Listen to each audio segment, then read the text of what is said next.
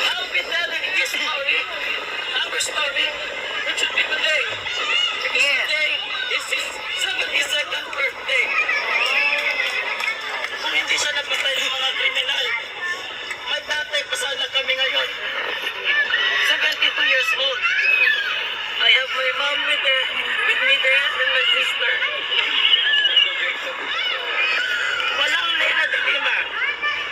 Walang national na mga government na tumulong sa amin. My mom, she was a housewife. My sister and I were still in high school. Walang-wala kami. It's just my dad, our breadwinner, na pinatay nila in a legitimate police operation. Madaling araw, pinawagan kami. My mom, nagising kami. My mom was crying. Sinundo ng police mobile, dinala sa hospital. March 1. I'm not sure the date yet, but March 1, dinala siya sa hospital ng Davao sa ICU. Tapos pinasunod kami. We don't have a room there. Nasa ali lang kami. Umiiyak. Nakaupo doon. Walang pumapansin sa amin. But at the end of that alley, may taong pumasok. Yung si Mayor Digong. Sabi niya, Putragis, ba't kayo nandyan? You should have a room. Makahilak ng tao. Anong ginagawa niyo dito? Kunin niyo yung VIP room. Have the presidential suite. President said, wala kami kabayan. Putangin na, ako ang magkabayan. Correct. Ako ang pinatay. Ako lang bahala sa inyo from now on. Tingnan mo. Grabing suporta ni Tatay Digong sa kanila pala. Yung anak ko, maliit pa kami ni ate. Kasi yung ibang pamilya ng mga gang members na yun, nakalaya pa. Takot si mama, pakabalikan kami. Nasabi ni Digong, utangin na, ayaw kahatlok. Tukad karon ako magbantay sa inyo. Tanan, March 1, about 2 days, wala dyan na kaya. Hindi kinaya ng dad ko. Namatay siya. Sabi ni Digong, ibigay pinakamagandang kabaong. Ibigay pinakamagandang memorial na lote dyan. But my mom said, yun kailangan namin, Mayor. Kailangan namin na mabantayan nyo kami, yung mga anak ko. Sabi ni Mayor, ako bahala sa inyo. Tinawagan yung mga pulis, bantayan nyo yan sila. Ayun. Lumaki kami. Yun yung pinangahawakan namin na secured kami. Sumakay kami ng tricycle, jeep. Yun lang lagi pinapangahawakan namin. Wala na kaming tatay doon na nagproprotekta sa amin. Pero nang sabi ni Digong, akong bahala sa inyo, walang mangyayari sa inyo. Tapos kami mag-aral. Nurse na kami. Mahirap pumasok ang nursing. Punta kami kay Digong. Makilalang kami. Mayor, kung po yung anak ng pulis na pinatay, tawagan niya si Bungko. Tulungan tong batang to. Hanapan ng trabaho. Inasal yung ate ko. Si idol namin talaga si Mayor. Siya yung naging tatay din namin. Sabi niya ate, gusto niya maging ninong. Pumunta kami doon sa kanya. Sabi niya, i-block yung schedule ko. Kawawa tong batang to. Wala yung tatay. Pupunta ako. Yun sabi niya. Hindi kami iniwan. Tawag niya sa mama ko. Byuda. Bungko, aking mananing byuda diri. I have my poster there. That was 2016. Nagkampanya kami kay Digong.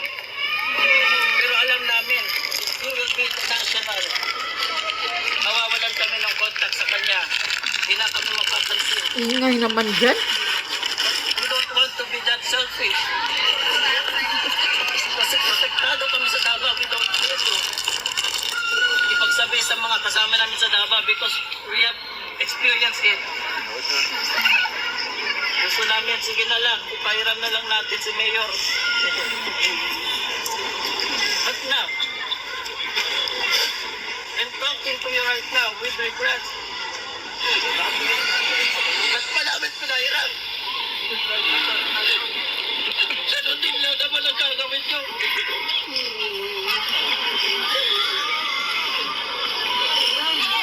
Wala na kami ng tatay, nawalan pa kami ng presidente ngayon.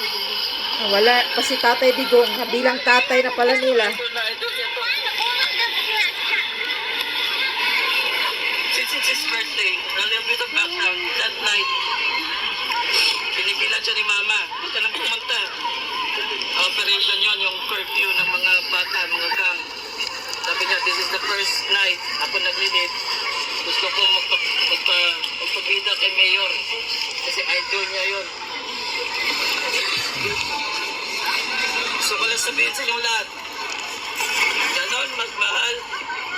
Yung matandang yan sa mga pulis. Ganon, magmahal yung matandang yan sa pamilya ng mga pulis. Pag inuli siya ng mga pulis, grabe doon. Wala. Bastos. Every putang ina that you have to say is our security.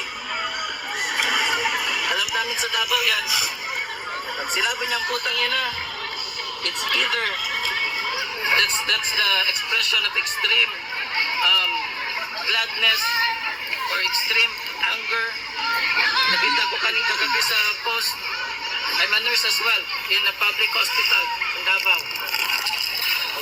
Takot ng mga kriminal, pagpasok na sa hospital, yung mga bata, tinatakot, tatakbo sa kanya, magpapakarga. Yung lolo Digong daw nila. Hahalikan niya yung mga batang may cancer. Si Bangag, gagawin ba yan? Nandidiri si Marcos Jr. niyan. Hindi hahalik yan. Yun yung Pero okay, i-explain ko lang yung pinagsasabi niya kasi medyo maingay talaga sa background na yan. At bakit naman si Ate, ang ingay-ingay niya man ng background, tsaka tong pagkakuha mo ng video para namang nagtatakbo-takbo ka. Anyway, I would like to explain of what he was saying. Ang sinasabi po niya, maliit pa sila, namatay yung tatay niya. Tatay niya, itong ama niya, yung bitbit niyang pulis. Isang pulis yung ama niya, namatay sa legitimate operation sa mga drug addict at sa mga kriminal, yung mga gangster. Namatay yung tatay niya. Nang malapit nang mamatay yung tatay niya, tinawagan sila, nagpunta sila sa hospital, pero wala daw, nag-aasikaso masyado, tapos hindi daw sila pinansin, nakaupo lang daw sila sa gilid ng daanan ng hospital, wala man lang daw pumapansin sa kanila. Tingnan mo ang gobyernong ito, pati hospital, hoy, kayo mga doktor, mga nurses, mga hayop kayo. Ha? Huwag niyong tratuhin ng ganito yung mga pamilya ng mga nangamatayang tao dyan. Kahit hindi pa ito siya pulis, yung ama niya, kahit sino man, huwag ninyong tratuhin dyan, mga hayop kayo. Kayong mga nurse at doktor, andyan kayo para magserbisyo. Para ayusin niyo yung serbisyo, hindi pira-pira muna. Wala daw silang pira. Kaya walang pumapansin sa kanila doon sa hospital. Tapos, dumating si Tatay Digong. That time, Tatay Digong is mayor pa ng Davao. Maliit pa daw sila eh. Pagdating ni Tatay Digong, ayan. Pina-VIP room sila. Lahat nagbabayad ng hospitalization expenses si PRRD sa kanila. Pati sa tatay niya, funeral ng tatay niya, yung kabaong napakamahal, si Tatay Digong ang nagbibigay ng libre sa pamilya hanggang nag-aaral sila. binabantayan sila ni Tatay Digong. Lumalaki daw sila na nakasalalay yung buhay nila kang PRRD. Kasi si PRRD ang nangako sa kanila na babantayan sila, walang mangyayari sa kanila. Dahil nga natatakot daw yung nanay niya sa mga traits.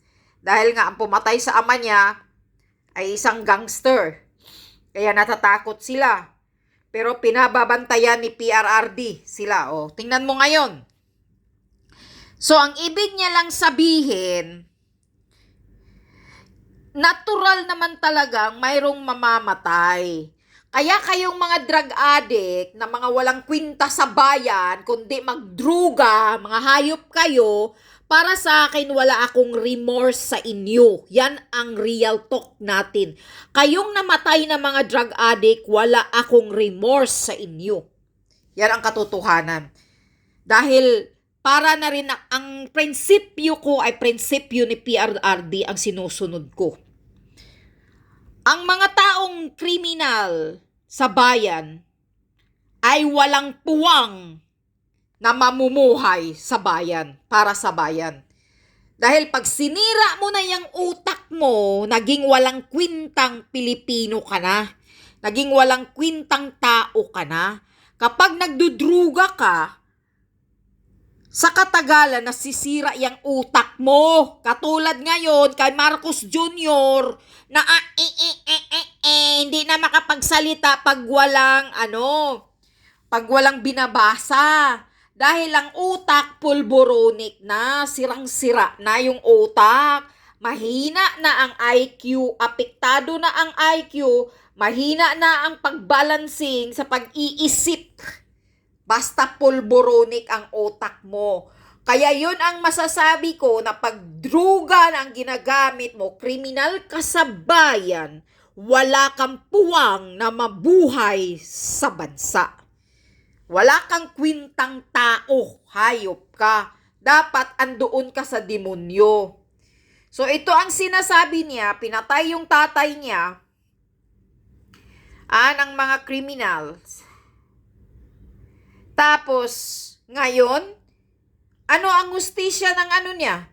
Kayong mga namamatay na nagdudruga, dapat lang mamatay kayo. Itong tatay niya na ang tino-tino, napakamatinong ama, pinamatay. So ano ngayon? Ibabalansi natin. Ha?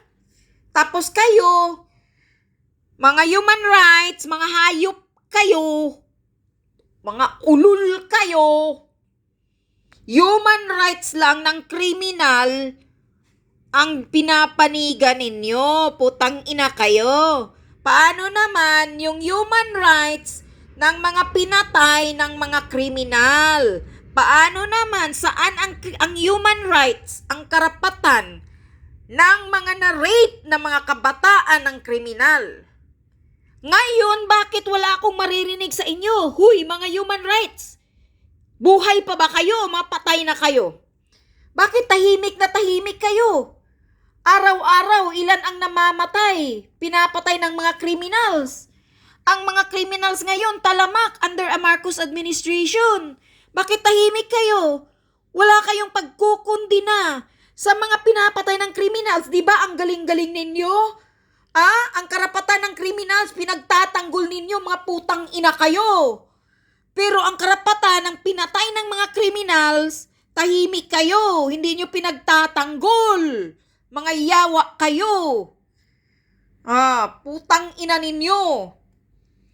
Human rights lang kayo sa gusto ninyong papanigan. Yung mga totoong araw-araw, ilan ang namamatay mga kadalagitahan, dalaga, mga kabataan, kahit mga lalaki, nire-rape, iniiyot ng mga durugistang mga baliw. Tahimik kayo, putang ina ninyo. Pero pag ang kriminal ang namatay, pinatay ng pulis, ang bilis ng mga bunganga ninyo, mga hayop kayo. Yan, ang nababagay sa inyo. Bakit tahimik kayo ngayon? Bakit wala akong naririnig ng mga boses ng human rights ngayon? Na araw-araw, ilan kaya ang namamatay? Ilan kaya ang nire-rape? Doon kayo, titingnan nyo yung mga GMA News. Ang daming pinatay sa isang araw. Sinaksak, binaril. Kunting alitan sa kalsada, babaralin ka na, papatayin ka na.